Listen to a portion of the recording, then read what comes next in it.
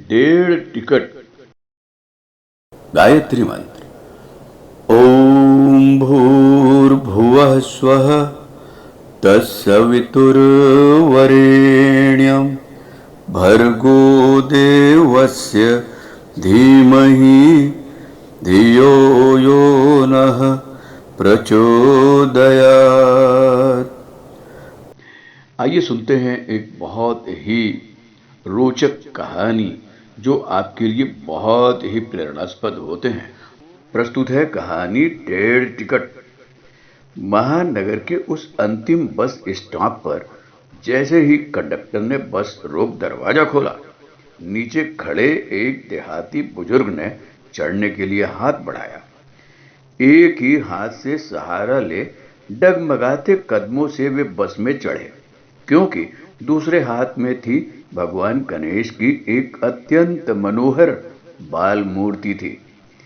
गांव जाने वाली उस आखिरी बस में 5-6 सवारों के चढ़ने के बाद पैर रखने की जगह भी नहीं थी मित्रों। बस चलने पर हाथ की मूर्ति को संभाल उन्हें संतुलन बनाने की असफल कोशिश करते देख जब कंडक्टर ने अपनी सीट खाली करते हुए कहा कि दद्दा आप यहां बैठ जाइए, तो वे उस मूर्ति को पेट से सटाकर आराम से उस सीट पर बैठ गए। कुछ ही मिनटों में बाल गणेश की वह प्यारी सी मूर्ति सबके लिए कौतूहल और आकर्षण का केंद्र बन गई। अनायास कुछ जोड़ी हाथ श्रद्धा से उस ओर जुड़ गए। कंडक्टर पीछे के सवारियों से पैसे लेता दद्दा के सामने आ खड़ा हुआ और पूछा, कहाँ जाओगे दद्दा? जवाब देते हुए मूर्ति को थोड़ा इधर उधर कर उन्होंने धोती की अंटी से पैसे निकालने की असफल कोशिश की। उन्हें परेशान होता देखकर कंडक्टर ने कहा, अभी रहने दीजिए दद्दा, उतरते वक्त दे दीजिएगा। एक बार फिर दद्दा गणपति की मूर्ति को पेट से सटाकर आश्वस्त होकर बैठ गए। बस अब रफ्तार पकड़ चुकी थी। सबका टिकट काटकर कंडक्टर एक सीट का सहारा लेकर खड़ा हो गया और अनायास उनसे पूछ बैठा, दद्दा आपके गांव में भी तो गणेश की मूर्ति मिलती होगी ना? फिर इस उम्र में 2 घंटे का सफर और इतनी दौड़ धूप करके शहर से यह गणेश की मूर्ति क्यों ले जा रहे हैं? प्रश्न सुनकर दद्दा मुस्कुराते हुए बोले, हाँ बेटा, आजकल तो त्योहार आते ही सब तरफ दुकानें सज जाती हैं। गांव में भी मिलती है मूर्तियां, पर ऐसी नहीं। देखो यह कितनी प्यारी और जीवंत है ना? फिर संजीदगी से कहने लगे, यहां से मूर्ति ले जाने की भी एक कहानी है बेटा। दरअसल हम पति पत्नी को भगवान ने संतान सुख से वंचित रखा। सारे उपचार तंत्र मंत्र सब किए, फिर नसीब मानकर स्वीकार भी कर लिया और काम धंधे में मन लगा लिया। 15 साल पहले काम के सिलसिले में हम दोनों इसी शहर में आए थे। गणेश पूजा का त्योहार नजदीक था, तो मूर्ति और पूजा का सामान खरीदने यहाँ बाजार गए। अचानक पत्नी की नजर एकदम ऐसी ही एक मूर्ति पर पड़ी और उसका मातृत्व जाग उठा। मेरा बच्चा कहते हुए उसने उस मूर्ति को सीने से लगा लिया। सालों का दर्द आंखों से बह निकला। मूर्तिकार भी यह देखकर भाव विह्वल हो गया और मैंने उससे हर साल इसी साजे की हूबहू ऐसी ही मूर्ति देने का वादा ले लिया। बस तभी से यह सिलसिला शुरू है बेटा। 2 साल पहले तक वह भी साथ आती रही अपने बाल गणेश को लेने, पर अब घुटनों के दर्द से लाचार है। मेरी भी उम्र में हो रही है, फिर भी सिर्फ 10 दिन के लिए ही क्यों न हो, उसका यह सुख नहीं छीनना चाहता।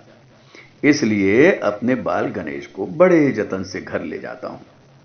अब तक आसपास के लोगों में अच्छा खासा कौतूहल जाग चुका था। कुछ लोग अपनी सीट से झांक कर तो कुछ उचक्कर मूर्ति को देख मुस्कुरा के हाथ जोड़ने लगे। तभी पिछली सीट पर बैठी महिला ने चेहरा आगे की ओर करके पूछा, दद्दा फिर विसर्जित नहीं करते क्या मूर्ति? एक दर्द भरी मुस्कान के साथ दद्दा ने कहा, अब भगवान स्वरूप स्थापित कर विधि विधान से पूजा करते हैं तो विसर्जन तो करते ही हैं, पर इस वियोग के कारण ही इन 10 दिनों में उसके हृदय में मानो वात्सल्य का सोता फूट पड़ता है, जिससे हमारा जीवन बदल जाता है। अभी भी रंगीली डाल आम के तोरण से द्वार सजाकर वहीं पर राह देखते बैठी होगी। पहुंचने पर राई और मिर्च से कड़क नजर उतारती है। पूछो मत, छोटा सा लोटा, गिलास, थाली, चम्मच सब है हमारे बाल गणेश के पास। यही नहीं, रंग बिरंगे छोटे कपड़ों का एक बैग भी बना रखा है उसने, इसलिए जब तक संभव होगा उसे यह सुख देता रहूंगा।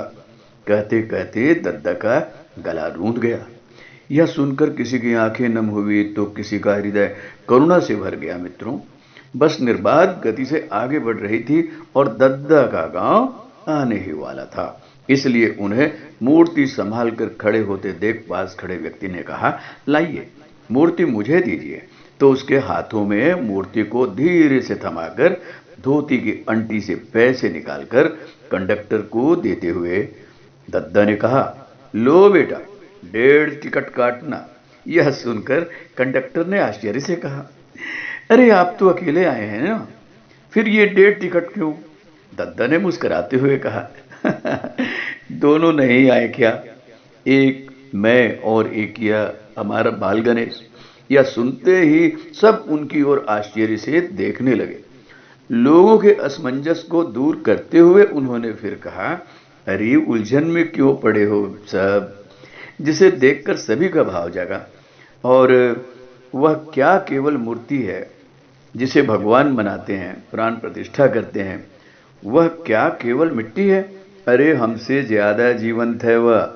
हम भले ही उसे भगवान मान उससे हर चीज मांग लेते हैं, पर उसे तो हमारा प्यार और आलिंगन ही चाहिए।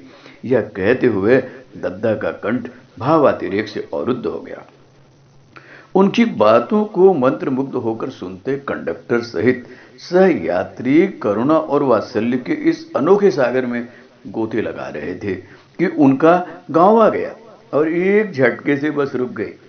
कंडक्टर ने 1.5 टिकट के पैसे काटकर बचे पैसे और टिकट उन्हें थमाकर आदर से दरवाजा खोला। नीचे उतारकर दद्दा ने जब अपने बाल गणेश को थामने उस यात्री की ओर हाथ बढ़ाए तो कंडक्टर सहित सबके मुंह से अनायास निकला, देखिए दद्दा, संभल की।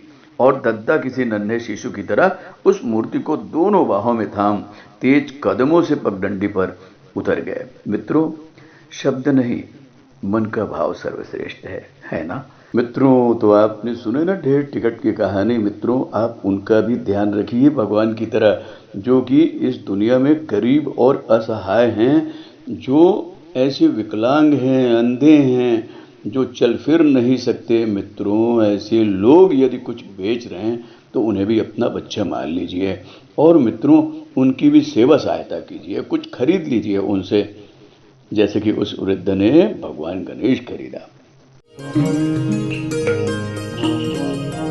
हमारे YouTube चैनल को सब्सक्राइब करें और बेल आइकन को दबाएं ताकि आपको नोटिफिकेशंस मिलते रहें।